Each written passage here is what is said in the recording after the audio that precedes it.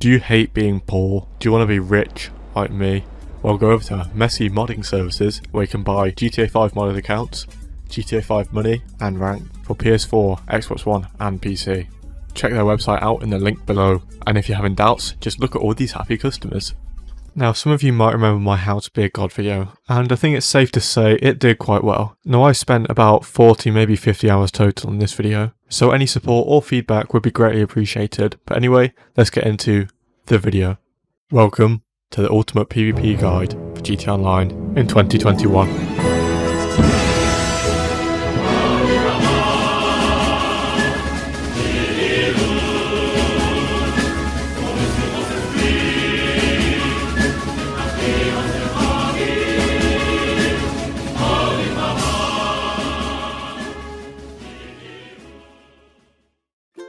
So for the first part of this guide, I was showing you how to set up your console or PC for the best gaming experience. Now you may think it's a bit over the top for a game like GTA, but if you want the best chance of winning fights, you want as little holding you back as possible. Now an issue that plagues both consoles and even PCs is input delay. It's not very competitive if when you press a button it takes ages to respond, so I'm going to show you how to fix that, kinda. Console's input delay is already terrible by nature, but there are a few things you can do to mitigate the issue. Firstly, on your monitor or TV you want to put it into game mode. Now once you've done that, you want to head over to the video settings in your console. Now unfortunately I don't have an Xbox so I can't show you what it's like, but I'd advise you to turn off HDR and turn off deep color output as they both increase input delay a little bit. Also, if you're using the PS4 Pro, I'd advise you to turn on boost mode, which can be found in the system settings. This will give you an increased frame rate. Right, so if you don't have a PC, I'd advise you to just click away now because it's going to be quite long. There's a lot of things that you can do to decrease your input delay. First of all, if you've got an NVIDIA graphics card, right click and go to NVIDIA control panel. So you want to go to manage 3D settings and you want to copy these settings right here. Basically you want everything off except for low latency mode, which you want on ultra, and prefer maximum performance for power management mode.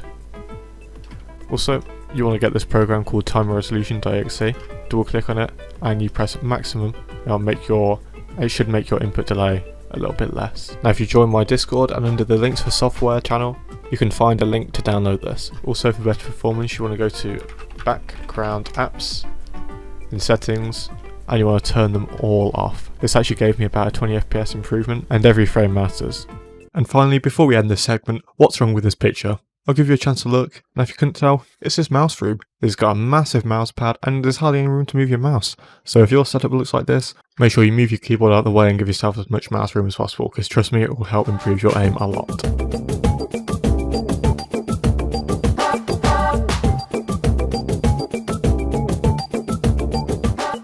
So this segment will be talking about game settings and how to set up your game to make sure that you can play as best as you can. So firstly I'm just going to go over my settings real quick, and if you want to copy them you can, and if you want an explanation of what they do, just wait around for a few seconds and I'll explain what you need to pay attention to. Aim settings are mainly a preference, but I'll show you a few things to help you dial in the correct ones. Also feel free to pause at any point during this. Now firstly, when it comes to settings, I have a high look around sensitivity. This means that if someone's behind me I can quickly turn around and not have to worry about the game being slow. Next up, if you're playing on controller, I recommend using standard FPS 2. This makes R1 or RB the run button, so you don't have to keep having your finger on X or A, which frees up your thumb to use the joystick. This means you can run and aim at the same time. A setting you should probably turn off on console is in-game depth of field effects. Now this turns off the distracting blur that you can get when aiming in at something. It's especially useful in sniper fights, so it means that the enemy is constantly sharp and not blurry. Now on PC, to turn off the in-game depth of field effects, it's in the graphics settings and it's called post effects. If the setting is on very high or ultra, you'll see a toggle to turn it on or off, and it's off by default on normal or high. I recommend using normal because high, even with motion blur set to 0, there's still some motion blur which can add input delay, so I use normal. It makes the game look a little bit worse, but I don't really care because it makes it feel so much better. Now something many people miss out is brightness. It doesn't really matter what you have it on, but sometimes too dark you won't be able to see people at night, so that's why I always have mine at the brightest it can be. It doesn't look as nice, but like I said before, I don't really care as long as it makes me play better. Now when it comes to camera settings, I usually have a rule where if the setting messes with my crosshair placement, then I usually have it turned off. I feel it helps me be more consistent with my aim, and I can usually be better in fights. First person combat roll is one of the things I turned off because I think it looks absolutely disgusting. Don't know about you, but look at this. For about half a second you hardly have any idea what you're looking at and it looks horrible. I also have my first person field of view on the highest it can be, so I can see as much as possible at all times. I have first person auto level camera turned off as well, because it means that I can control where I look rather than the game controlling it. As you can see with the before clip, the game was constantly resetting my camera to look forwards, whereas I don't like that.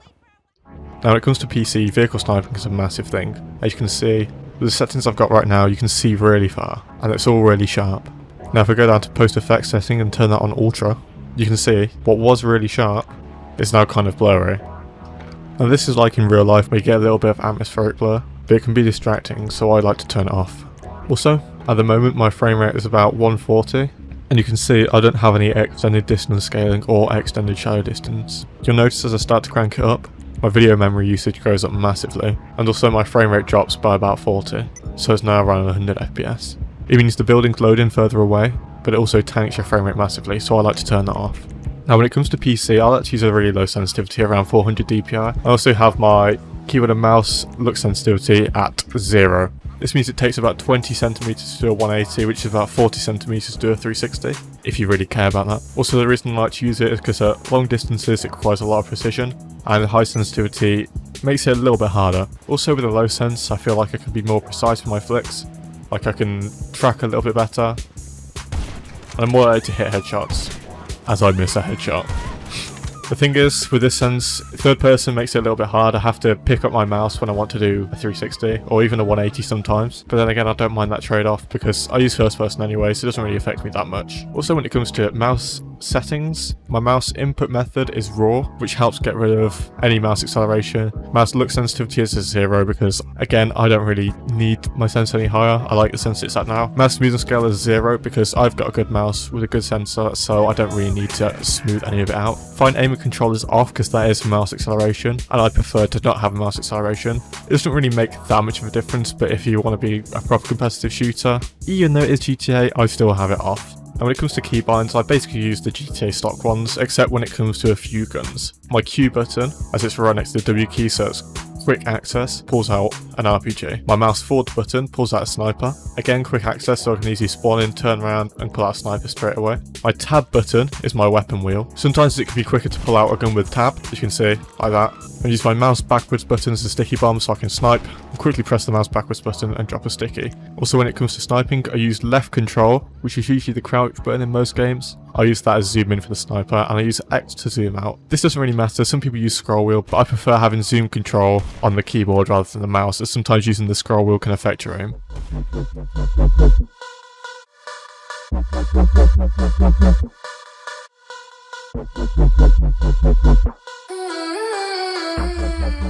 Now a lot of people overlook the outfit when it comes to PvP, so I don't think that it gives them that much help in a fight. While the help isn't as big as some others, it still helps, so I'm going to go through a few things to look out for.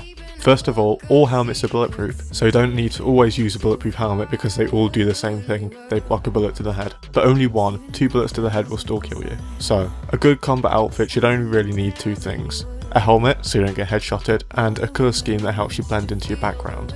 Now if any of you remember my original How to Be a God video, I'm going to show a clip from that where I'm making an outfit that follows these guidelines. Now this outfit is a black outfit, which means you'll be harder to see at night. Now it's generally just a good outfit to have, and also most of the items of clothing can be purchased in different colours, so you can have different outfits for different locations and different times of day. So those are just a few outfits you can make for yourself, but to give you some inspiration, I'm going to show you my favourites that I wear for PvP.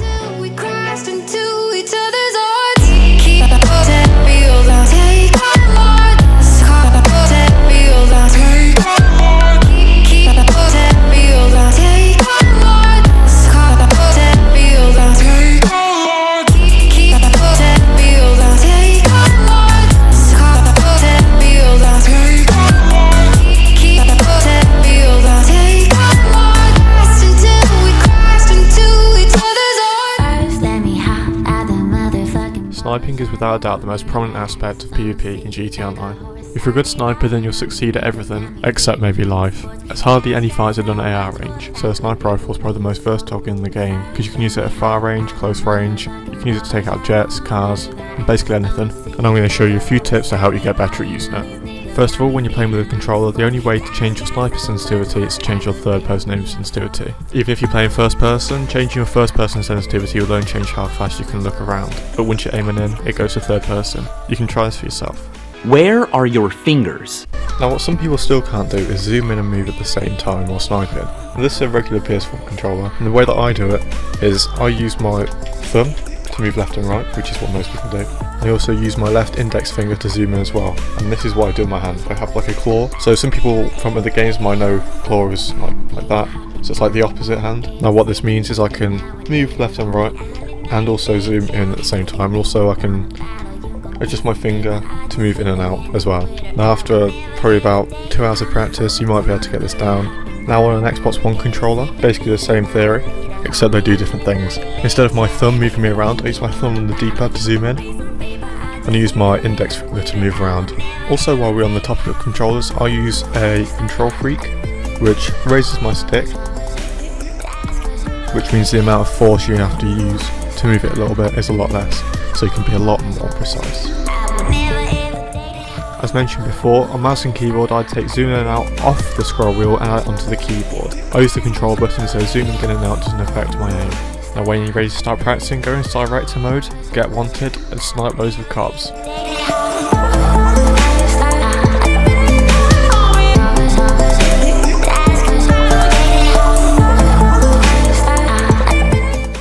Once you feel comfortable with your sensitivity, you can head over to my Discord server, where there's a channel called 1v1s. You can type how you want to 1v1, whether it's at the beach, LSIA, or if you want to do one-shot rule or not. You can then find other people that want to improve too.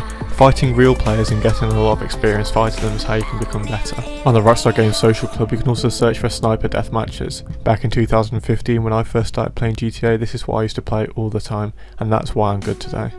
If you search sniper vs sniper and scroll down, you can find good maps, and you can also press bookmark to add them to your game. Now when you're actually in the 1v1, there are a few things that you should try and do. First of all, as soon as you spawn in, you should look round, aim at the player, and try and shoot them as fast as possible. The timing can take a while to get down, but once you get it down and you manage to hit consistently, this will definitely help you in a 1v1. Quite a few people are also confused about how I manage to hit headshots all the time. Now the trick is, always aim at the head. If you ever aim at the body, you're not going to hit a headshot. That sounds obvious, but if you always aim at the head and keep practicing your timing, you'll get it down so you manage to hit headshots all the time. Now the way I'm going to word this next part sounds cheap, but you should try and spawn trap people. If you can shoot someone and kill them before they can turn around and aim at you, this will help massively. Another thing, make use of natural cover. In this clip I'm playing right now, I'm making use of this box that I'm strafing in and out of, so this player finds it really hard to hit me.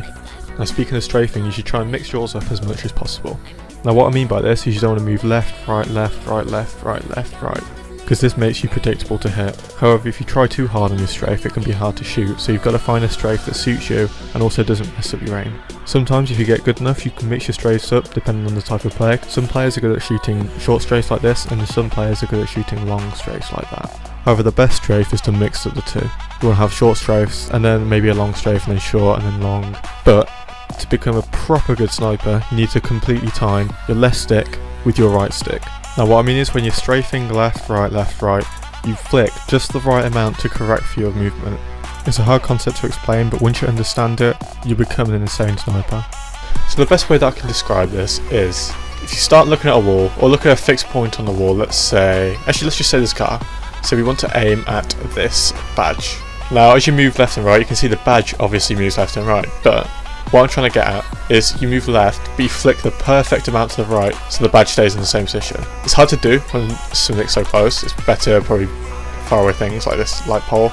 You can flick and the light pole basically stays in the same position.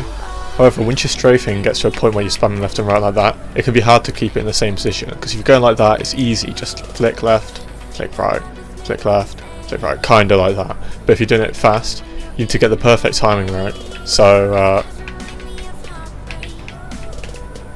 you're basically always on target. Now that was a really awful demonstration, but I hope you get the point.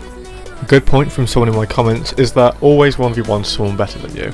Now you can't always guarantee on finding someone better than you, but still find good players to 1v1. If you keep finding noobs, you're not going to improve. He also says study your opponent's strafe. Now this is true because most players don't change their strafe during a fight, so once you get their movement down and understand how they're going to move and you can predict it, then this will help you a lot. This guy David brings up a good point as well, being confident. If you're confident, you'll play a lot better.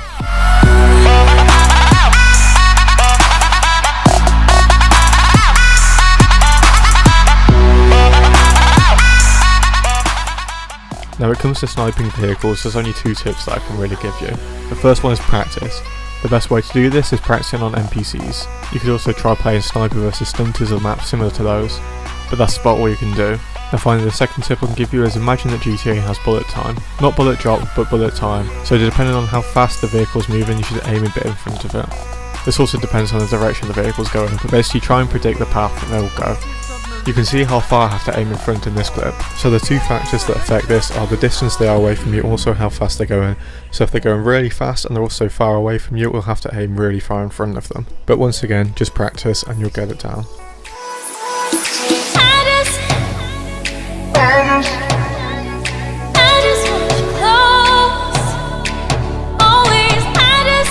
Using rifles in GTA isn't as common as it used to be, but there's still a few tips that will help you win fights. First of all, if you're using assisted aim, use assisted aim full and not assisted aim limited. Assisted aim full means you can flick between different targets. This can help you kill 2 players faster than usual. So the difference between assisted aim full and assisted aim limited is with assisted aim full, while aiming at someone, you can quickly flick between targets using the stick. So if you get good at this, headshot, and then you can quickly flick over, headshot, and quickly flick over and do it again. So it saves you from locking on, shooting, and then locking onto the other guy. So flick, flick.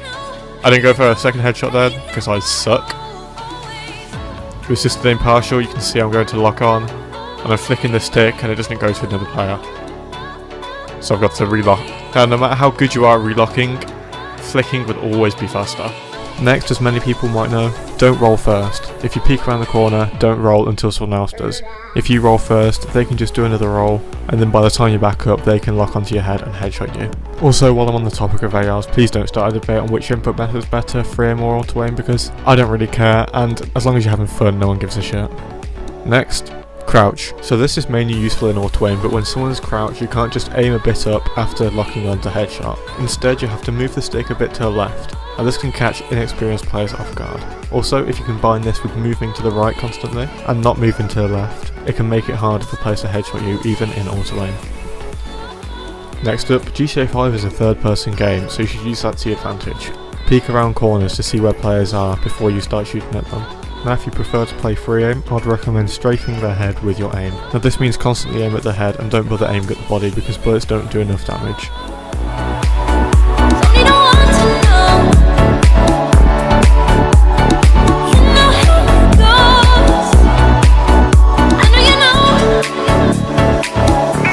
GTA 5 has a lot of ARs to choose from, so I asked you guys to vote which one you like the best and why. With an overwhelming victory, people prefer the special carbine, and I'm not surprised. It's a really good gun, it feels like it's got low recoil, and it just sounds nice. It's Frenzy, or however you say his name, brings up a good point about fire rate. I have a theory that if the fire rate is high, that it will benefit you in free aim because you're more likely to hit a headshot, because there's more bullets being sprayed. Lastly, if you're in free aim, I'd advise you to use a sniper as your main weapon and try and finish them off with an assault rifle. Now a sniper gets a player down to 1 HP, so if you can get them down to 1 HP, all it takes is 1 bullet to finish them off, and because you're shooting an AR, it's really easy to hit.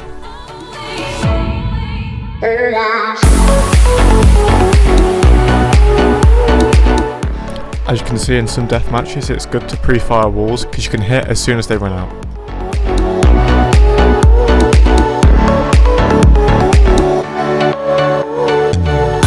When playing free aim on console on controller, I'd recommend rolling first, even though I did say don't roll first. This can give you time to aim at your shot and it's kind of hard for the person to hit you, but that's not always the case, it's just a tip.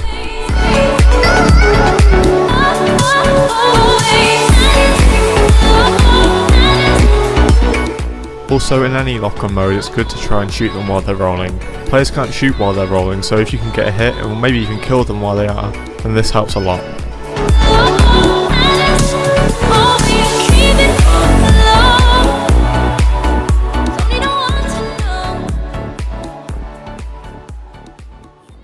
In GTA there are more guns than just rifles and snipers, so I'm going to show you which ones to keep in your inventory and which ones you should avoid. First of all, the Combat MG. Imagine a special carbine with way more damage and the capability of carrying 200 bullets. While there's a bunch of recoil, if you use the gun in first person or switch to the Mark II version, then it should shoot just fine. The only Hellbringer is also a good alternative to this, as it can shoot until you run out of ammo. When it comes to pistols, the AP pistol is good for shooting out of car windows, and the heavy revolver is a good second, as with good aim and or BST you can one-shot people with it. The marksman rifle is a fairly good long distance weapon to a heavy sniper, as it has generally good range and can be used to finish a player off at long distance when they are low due to the high fire rate. So what you can do with the controller is you can see a lot of PC players quickly switching between marksman rifle and sniper to like shoot, like fast reload, and then go back. Now what you can do is you don't have to go to the weapon wheel and press the D-pad to move between the different weapons. What you can do is what I've been doing for a few years now, is press L1 and you press the triggers. So this keeps your hands on the sticks. You don't have to go like that or do any hand gymnastics. You can just go like that really quick. You can press both of them either way. This is what I used to do back on PlayStation 4 when I used to play it all the time. It's a snipe and quick reload like that. Also, it helps when you're sniping someone or snipe someone. It's hard to do on PC because the weapon wheel and controller is kind of messed up, but you snipe someone, quickly switch to marksman, you can quickly switch back as well. On PC, I've just got it so I press the mouse forward button and it switches between them, so I shoot.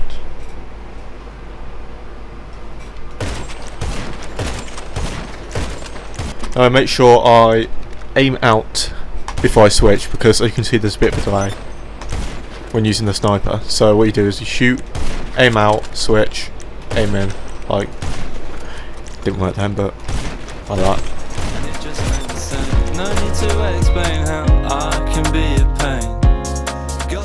Shotguns are rarely used anymore, however they can one-shot someone to the head even if they've got a helmet on. This means that if you're off radar or someone doesn't expect such close combat, they can be quite effective. There's also the explosive shotgun, which is ridiculously overpowered, but if you want to get a kill, hey, go use it. I know you thought she was a keeper.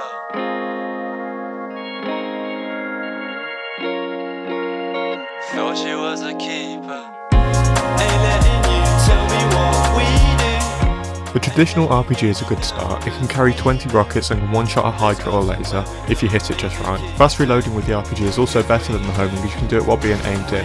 However, the RPG is slower than the homing missile, which makes it worse for PvP. Another advantage to the RPG is the reticle is just a singular dot, so it's easier for precise aiming. However, some monitors can give a central dot that can help with that. The RPG also has less range than the homing missile. I would use an RPG to take down a jet, as they can outrun homing missiles, in beach-or weapons as they can be spammed easily, and also in close combat as the slow speed and low range isn't that much of an issue. A quick side note, as long as none of you are lagging, if you've got BST and body armor you can survive both a homing rocket and an RPG.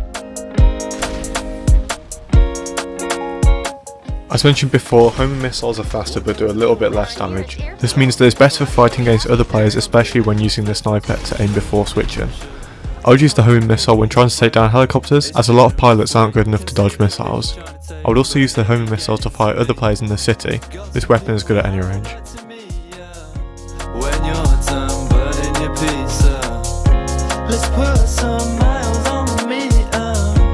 I know you thought she was a keeper. The grenade launcher is another versatile weapon for short to medium range.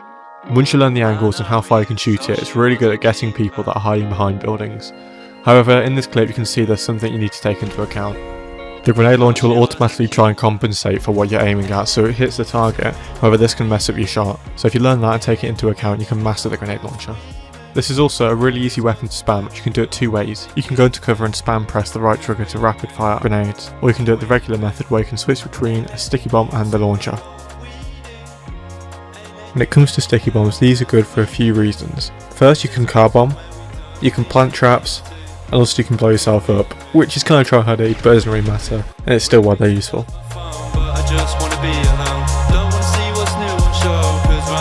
Grenades are useful for the same reason that the grenade launcher is. Instead of being used for medium-long range, this is mainly used for short range, as you can throw them over rooftops and over fences.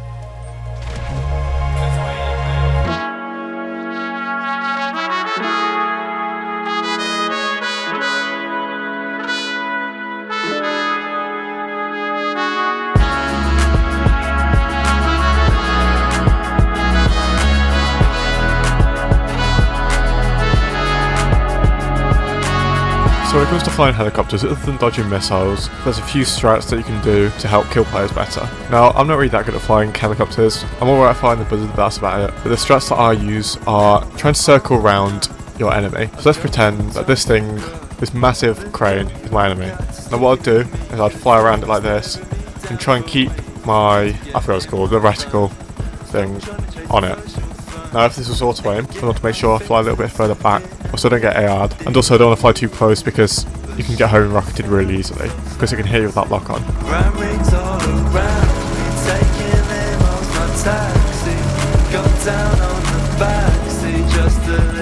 As you can see in that clip, I was just circling around him.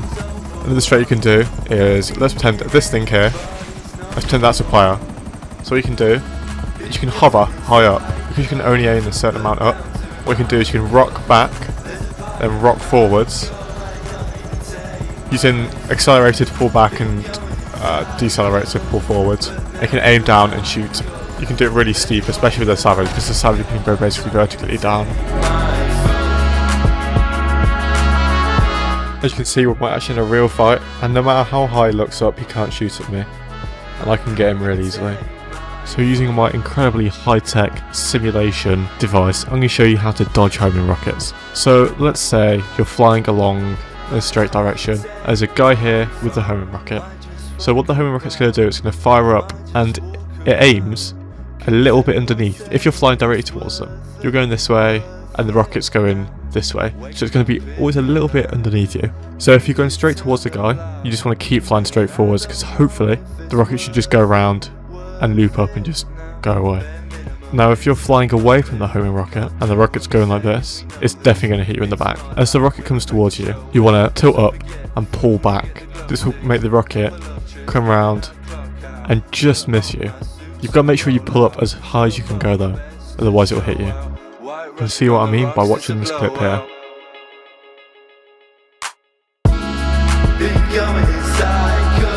And adjust my position so I don't get hit. You also kind of want to turn into the rocket like what I'm doing right now. You can also see that I'm switching from a first person to a third person view so I can watch the rocket and make sure I don't get hit. When shooting at other helicopters, I like to fire homing rockets so they have to have something to dodge, so they can't put all their effort into trying to kill me. Now I'm just going to show you a few clips of me getting kills with the buzzers so you can analyse them and see what I do to make sure I don't get hit with the homing rocket and also get the kill.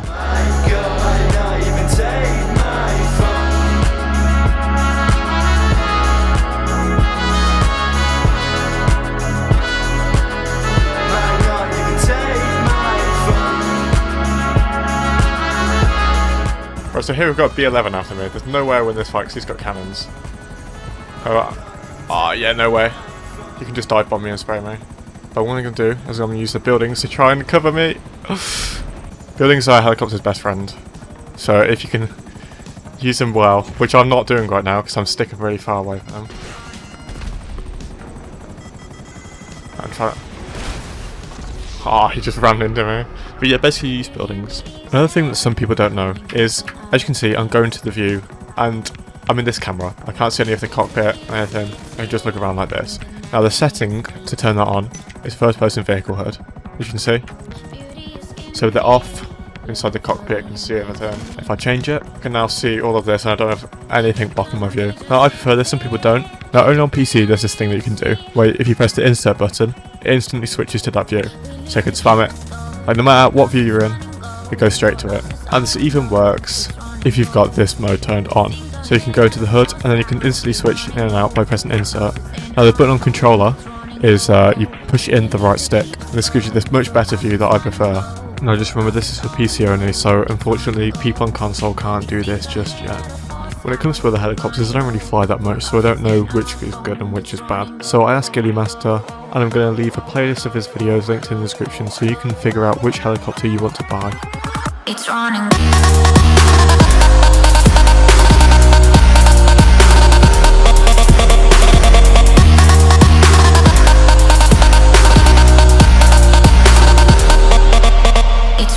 I'm going to leave a timestamp on the screen right now for some information that I gave during the helicopters part that you should definitely watch before you watch this, in case you've skipped over that part.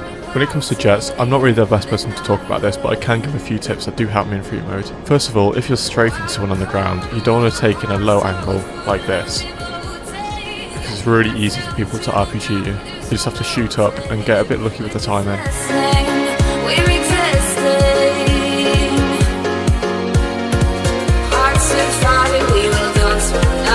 So what you want to do is you want to dive bomb like that and try and kill them and try and leave. Oh my god, that's nice. You want to try and leave at a different angle each time. So you might come out at this angle and you turn around and then leave at that angle, rather than just going down, spray, and then go forwards like that. You should also notice that after I kill him I pull up to get ready for a second time. This means that as I come down, I can see the guy where he spawns and go for another strafe on him. Also notice that I use the rudders to move left and right to strafe the area. The reason why I want you to come out of a dive bomb in a different angle than what you come in at is even if you do dive bomb, you can still get RPG'd out, so coming out at a different angle makes it harder. So when it comes to dogfights, your right stick is the best friend. You can use it to look around, and you want to do sharp turns to try and cut people off while they're turning. It's hard to explain, but basically if someone's just going loop around like this, you want to cut in and try and spray them at a different angle. So I'm going to try and demonstrate it on paint. So say you've got a guy who's just doing a loop-de-loop. He's just going around like that. So say player 1 is going this way. That's the enemy. The enemy's going round in this loop here. And if you're following them behind, you won't be able to get an angle. So you'll just keep going in the same direction. So what you want to do is you want to come off from this loop and go in your own different loop and try and cut him up. So by the time you're here, this intersection here is where you should meet, and this is what you should be trying to aim for. If not, he might change his path and you've got to try and go in a different loop and try and cut him off again. When it comes to dodging home room rockets and a jet, either the Hydra or laser both do the same thing. Just turn in like that and pull up with your left stick, and basically do this until all the home rockets disappear because they can't hit you. Flying backwards isn't really that important, but I'm going to show you how to do it anyway. So you want to pull up straight like this, and you want to pull out your landing gear, hold down the left trigger and tap the right trigger. And then you need to correct for the movement, and then you're flying backwards like that. And then if you want to get out of it, just hold down the right trigger. Now the laser is definitely the best for dogfighting. It's got really tight maneuverability. However, it's not really that strong. So against explosive snipers or something, I think it takes 3 bullets or maybe 2. And that's really not good enough for a military jet. So that's why the B11 is quite useful. Also when it comes to flying a laser, hovering is the thing that you can do. It's not really as effective as the Hydra, but you basically pull out the landing gear, hold down the left trigger, and just tap the right trigger. This will stop you from stalling and make you go along really slow. And this can be good for landing in tight places. And also if you find yourself nose diving, like I'm about to do here, just let go of the left trigger and pull the right trigger, just to build your speed back up so you can get out of the nose dive. But the Hydra is my favourite free mode jet to use, because it's pretty fast. It's faster than a laser, in top speed at least. You can even do a speed glitch, which you do by going to hover mode, accelerating when you pull up like this, and decelerating when you pull down like that. And if you get the timing right, you can go pretty quick. So you can use the skills that you learn in the helicopter chapter, where you basically just hover and circle around them. It's really good for spawn trapping. And it's got quick maneuverability. It's even quicker than most helicopters that turn around like this. The hover mode also means you can land on buildings and get out and snipe people. Now as you know, there's more than just the Hydra and laser in GTA, and there's so many jets now that different jets have different purposes. I like the Hydra and the laser because they're good all rounders, they're pretty quick, good at dogfighting, and they're really effective at taking people out on ground. However, their armour is pretty crap. Jets like the B11, they have a less effective cannon, however they have more armour, and they have more effective missiles. Now when it comes to the other planes and how to use them, which ones are good in that, I'm not really the best person to talk about that. So I'm going to leave a link in the description to this Game Master playlist. It also has guides on armoured vehicles, cars, all that sort of stuff. Now if you're broke and you can't afford a jet and you want to get a jet from the military base, you don't have to get a massive run up and get top speed and then maybe not even make it. What you want to do is this little dip, which I'm going to show you now. You just go right a little bit when you got the ramp. You hit it and you can go really slow and still make it into the military base. I don't have a hangar in here because I'm going to simulate what it's like for you guys where you get cops, and it'll take a while for the military guys to kick in. The best jet for you to get is in here. You can't get shot from the left and right sides, only shot by people that come in. And by the time you've got the jet, they're not going to be able to get you anyway. And when you are leaving the military base, stay low. If you go high, you will get shot at the sky. You can see I'm staying low. I'm just going to skim the fence. But as soon as I go in here, I fly up. This jet comes after me. And you can't dodge this missile. Oh wait, maybe you can. But 9 times out of 10 you will get hit by a missile or that jet's cannon.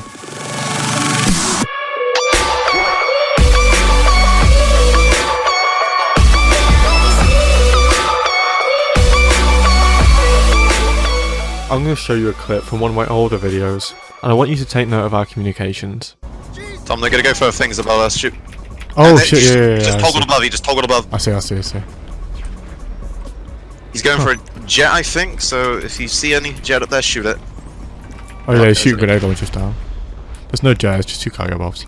So first of all, we notice that he's passive, then we realise where he is, and then we realise what he might be doing while he's up there, which could be either getting a Hydra or a Savage, as that's a helicopter spawn up there. And then I see there's 2 cargo bobs there, which means that he can't have had a jet or a Savage, as there's only 2 spawns up there. So this fight is a good example of map knowledge, as 1, we know that there's a helicopter spawn up there, and 2, we know that there's only 2 spawns up there. Now a lot of this knowledge just comes with time. I don't just sit down each day trying to memorise every single thing there is to know about GTA. But when I play, my mind isn't completely blank. I do think about what players could be doing, why they're there, why they're in certain positions, and try and see how I can combat that. When you die by cops or suicide, you can check the map and see where you're going to spawn. You can't do this if you die by a player because you have to tap to respawn. But if you do suicide, quickly check where you're going to spawn. And this can give you a split-second advantage so you know what weapon to pull out or if there's somewhere you can run to. This will prevent you from pulling out the wrong gun. As you can see, in all these clips I pull out the right gun for the job.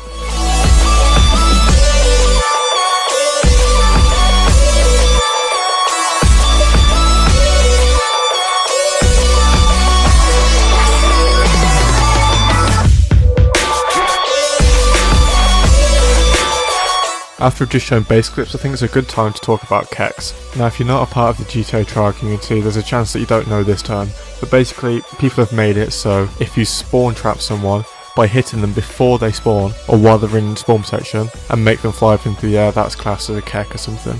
This comes with game knowledge, and you can't expect a kek every single spawn, every single time, but sometimes you can get a feeling for where players might spawn. As you can see in this clip, I shoot my grenade launcher, predict his spawn, and as soon as he spawns in, he's dead already. Now a similar thing happens in this clip. I predict this guy's spawn, I spray my rockets at it, and what do you know, they actually hit. When it comes to fighting at the beach, most of the spawns are in a straight line, so if you spam rockets in one direction, you might get lucky and hit. With base, there's only about 10 or so spawns that you really need to take note of, and the spawns are in relation to where you are on the map. So once again, using paint, I'm going to draw a map. Say this is the beach line, we've got the sea here, let's say you're here, this is you, the dot or the X. So say the other player's here, and you kill him, so he's dead now. Because he's far away, the chance of him spawning on you is very slim. So you can guess that he's going to spawn either here or here. However, if the player is here, and then you kill him, the chances of him spawning on you are more likely than if he's further away. So if you take this into account in any fights that you do, then the chances that you outplay people might be higher. Also, let's say you kill him here again, and he could either spawn here or he could spawn a little bit further away. What good players do is they'll fire grenade launchers or something, because grenade launchers take time to go into the air, and aim to try and hit him on this spawn. And then once they've shot those grenade launchers, they'll fire rockets around them, because he might spawn anywhere around them, so they fire rockets in circles or something. So this way you've got 2 spawns covered. GTA is a game where people can invite their friends to help them fight whenever they want. This means it's important to know how to fight multiple players at once. Even if your shooting isn't too good, you can still make it out on top if you know how to position yourself. But first of all, there's a difference between camping and playing smart. A smart player will try and find ways to kill someone, while a camper will wait for someone to come to them. You should be aggressive but not dumb. Secondly, being on top of high ground is useful. You can control who you peek at and who you want to shoot. Be aware of rockets flying up, but make use of rolling back to roll out of the way. This might sound counterintuitive to what I just said about camping, but if there are multiple people going after you, this is a good way to get them without getting hit. This video playing right now is where I get 4v1'd by a bunch of tryhards, and I'm going to show you things that I did to make sure that I didn't get absolutely clapped. As you can see, I was hiding behind the bush in this clip. I sniped the guy up top, and then I decided to go out of cover and then kill the other guy down below. In this clip I made use of the ghosting feature, where you can make other players invisible as if they're impassive, so they can't kill you, so you can turn the fight from maybe a 4v1 into a 3v1, or maybe even into a 2v1. And here I'm hiding behind the hut at the end of the pier, and then spamming grenade launchers. I'm sitting close enough to the hut that they shouldn't be able to hit me with their grenade launchers, and they're sitting far enough away that I can kill them with mine. In this clip I'm sitting on a place where he wouldn't expect me to be, so I get the high ground and I can get an easy RPG shot off on him. Here I want you to focus on trying getting the jet out, so you can see I'm down a little bit so the players can't shoot at me. Throughout the fight I'd also be checking my map a bunch to make sure that there's no one in the facility waiting to auto-cannon me. If there are a few places you can go, and knowing where these places are can help save your life. Firstly, all the hangars in this airport are orbital cannon proof. As long as you're not waiting on the edge like here, if you go inside you should be safe from an orbital cannon. You should also be safe from an orbital cannon in there. And in the parking garages over here, as long as you're not on the top. If you want to be safe, make sure you're a few stories down, because sometimes the orbital cannon can go through the roof. These are just a few locations inside the airport, but knowing where these places are on the map can help save you. Not many people know this, but on the airport, as you can see, I'm just up here. These doors are openable. You can actually go in, and in this clip here you can see I used it to take out 2 B-11s.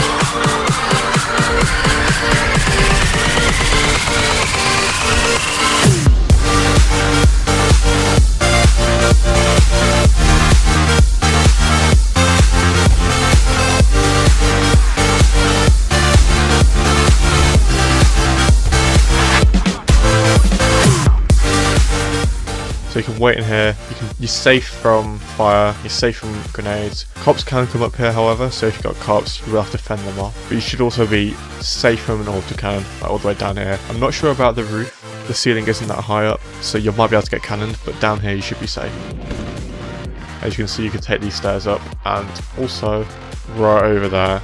And you can take them up as well, it's basically the same as there, just mirrored. This is where corridor that you can run along, I'll show it now.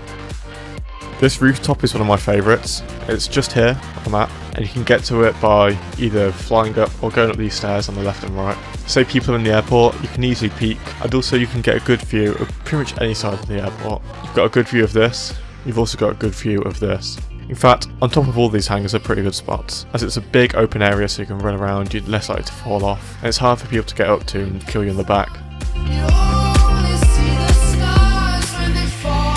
When it comes to picking rooftops to snipe on, avoid ones where you've got big barriers like this, because you can't really see over. Let's say someone's right there and you want to shoot him, you have to climb up, and then if someone shoots a rocket at you, you're done for. Say you want to do the rollback tactic, you try and roll back and you hardly roll back any distance, and the rocket's going to hit you.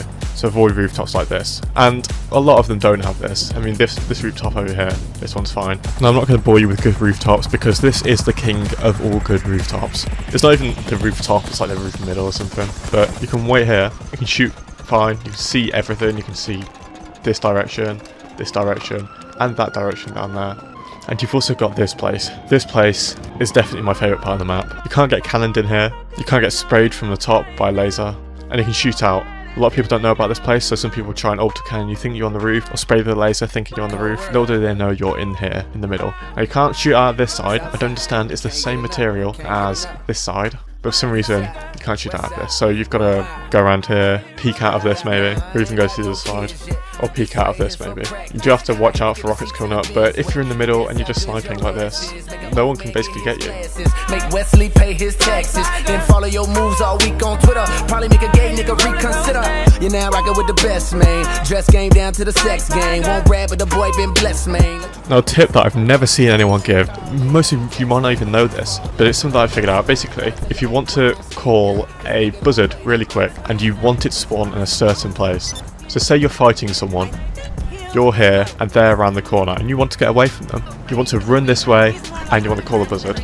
So you run in, the buzzard is going to call behind you, as you can see, it's here. So you're going to run out into the open, potentially get shot, in fact you probably will get shot before you can get into it.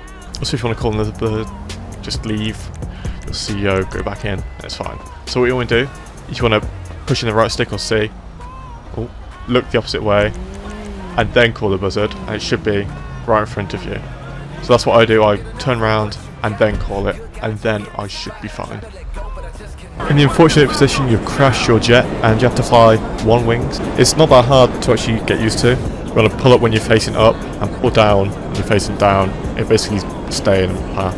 If you want to turn, when you're facing sideways, pull up, pull down, Pull up. Hold down. So you can see on my minimap there's a jet fast approaching me. Now most tryhards or most people will be like, oh my god, there's a jet, what am I going to do? But as you can see, it's just a Bezra. It's not even a jet with guns. So in case you want to be a bit of a troll or something, you can fly around with this and make people think you're in a jet. Now Los Santos does have an underground system. It's not too big, but it covers the main part of the city, like this area around here. And as you can see, at this part here, it converts from an underground to an overground or just a regular train system.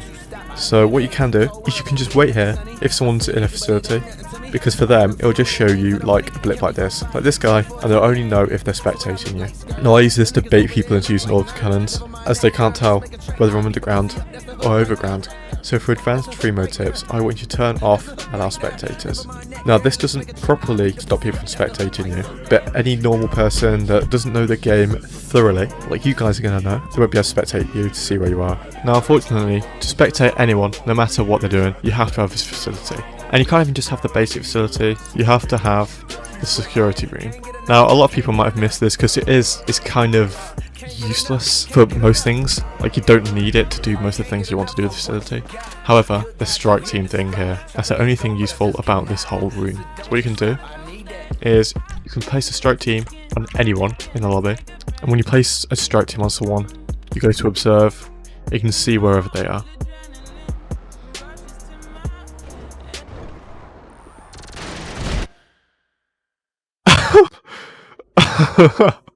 Oh my god. But using the strike team is especially useful if someone's camping in an RC car. Like, a lot of people, when they camp in an RC car, they'll just hide in like a corner, like here, and they'll stay there until you're on radar or something. So what you can do is you can strike team them, place a marker, and then fly over in a laser or something, and then get them easy. So what you can do if you have two GTA accounts in the same lobby is you can get one account to spectate them using a strike team and the other account to go after them with a laser or a jet, so you know where they are all the time. You can do this either by having a friend in a lobby, sharing their screen and maybe telling you where they are, or if you have two of the same consoles or systems next to each other and you can see both monitors to see what's happening. If you're far enough away where the buildings won't load in, use thermal to shoot through them. Also on consoles, the draw distance is really bad. Use thermal to see people that haven't rendered in properly.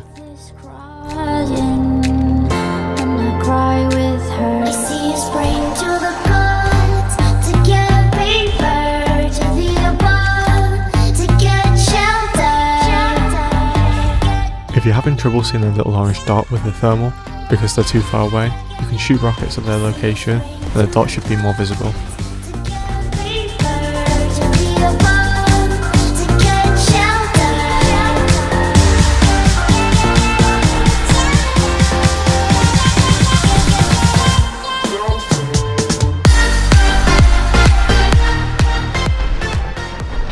Another tip, see this guy has just gone off radar. This is a really sad thing to do, but if you're fighting the tryhardiest of tryhards, so basically if you've got two screens, you want to have a clock up, so you can see all the time, maybe even use your phone, but you want to have a clock that has the seconds as well, so you could have that up on your second screen, or you could go to Google and type in clock. It doesn't even matter if it's a clock actually, it could be a timer. Now what you can do is, a lot of things in GTA revolve around timing. So, if I want to go ghost, you can see I have 3 minutes.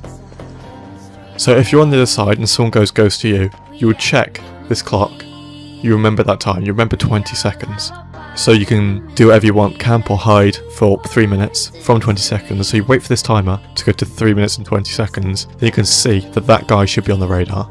If not, he's doing something, he's in an RC car, it can help you validate what he's doing. Another thing, say you kill someone, I'm going to EWO for the purpose of this demonstration. So say you kill someone, so after you kill someone, there's a cooldown for passive. And for this demonstration, I'm going to use the cooldown for kill yourself. Now if you remember this cooldown and how long it is, I think it's 2 minutes or 3 minutes or something, but you can test it for yourself. You have your clock open, and you remember this time. So if you want to go passive, straight after your time's done, so you want to go out of passive, back into passive or something, you just wait for that timer to finish, you go back into your game, and you just keep an eye on the timer. Same with off radar. Off radar lasts for a minute, so you taken over for 2 minutes, wait for it to go to 3 minutes 17 seconds, and then you realise that guy should be on the radar. If not, he's doing some shady shit. And if you just have that open in the background, and you want to make sure of a few things like people going ghost, it's many things in the game you can use the timer for. And most of the time you'll never need to use it, because most of the time people aren't that tryhardy for you to need to use it, but it just helps with your awareness. And if you know someone's off radar and how long they're going to be off the radar for, you can prepare yourself for attacks and stuff like that. Again, it's super tryhardy, most of the time you don't need to use it, but at the advanced level it can help.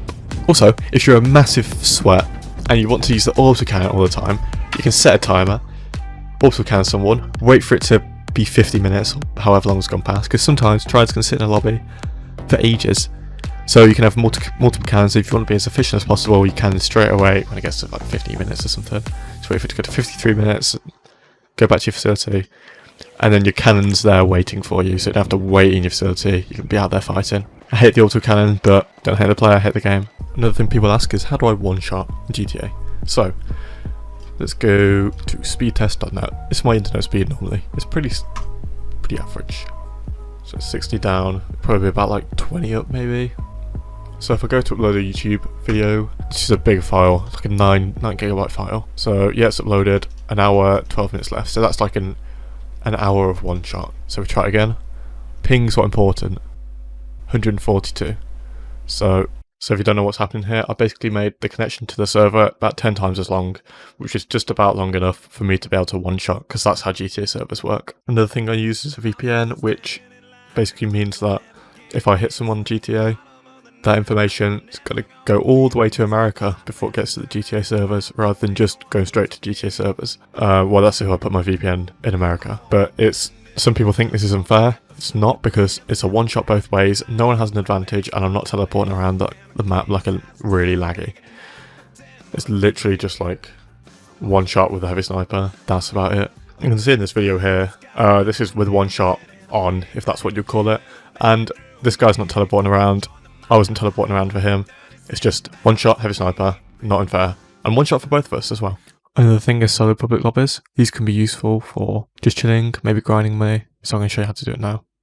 So guys, if you're on PS4, you're going to want to go to network, set up internet connection, and it doesn't matter which you're on, Ethernet, Wi-Fi, go on whichever one, go to custom, then just do the top one for all of these except for MTU, and then you want to change this to 800. And once you've got that, test your internet, it should work fine. Then when you go into an online session, it should be just you in that session, which means you can do CEO work and stuff.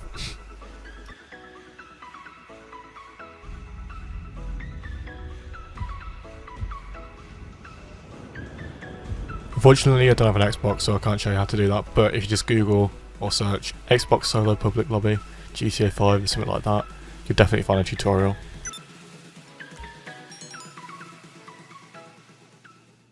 If you're on PC, go to Resource, Monitor, then go to Network, it might take a while like mine did, and go to GTA. I'm just going to do it with Chrome because I can't be able to load GTA, and then just suspend it for like 10 seconds and then like unsuspend it, and then you should be in a solo session. And you can like CEO, MC work in solo sessions, by the way. Next up, how to effectively dodge homing rockets while you're on ground. So if you watch like Met Pro, they do it quite a lot. This tip is basically you can use a flare gun to guide homing rockets away from you. So if you're in like a vehicle without any weapons, yeah, just get your flare gun out and then hopefully you won't die.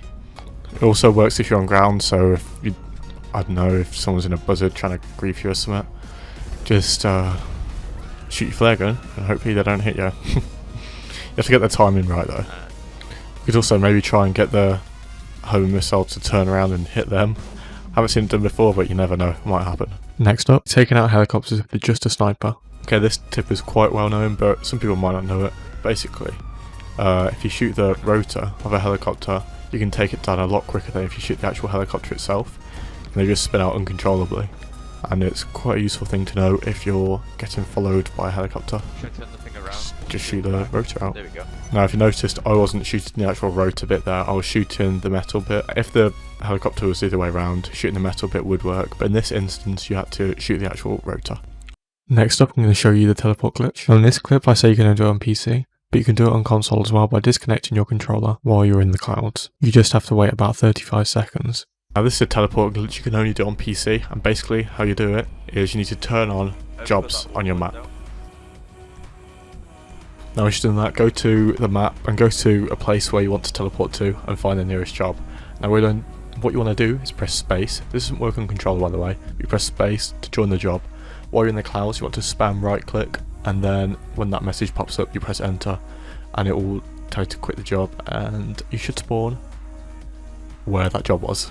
Now you can also do this with custom jobs, so if you make your own job, like I've made this one here called Maze Bank Spawn, which is on top of the Maze Bank. If I go to my map and go to the Maze Bank, you can see I have a job there.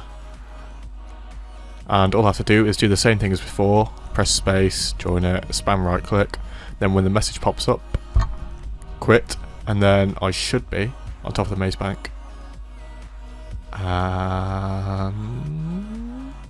Yeah, there we go. See, on top of the Maze Bank. Now finally I'm going to show you how to rocket spam in case you didn't already know. Okay, so if you're a tryhard or like no PvP a lot, you'll definitely know this trick. This is just a fast reload. Basically what you have to do is you have to shoot a gun like an RPG, switch to a sticky bomb, or it works with any other weapon, but sticky bomb usually switch fastest, and then you switch back and it's reloaded for you. So as you can see, if you do it quick, it's like this. Now a lot of people seem to think I'm hacking when I'm doing this in public, so hopefully if you guys see this, I'm not hacking, this is just a tip, and I'm also not using macros, I'm using it legit. It also works with the heavy sniper, which is quite useful, so if you need to reload in the middle of a fight you can just quick switch. Now, welcome to the end. Thank you for watching, and if you've made it this far, comment something new you've learned from this video. Maybe drop a sub, a like, and I'll see you in the next one. Peace.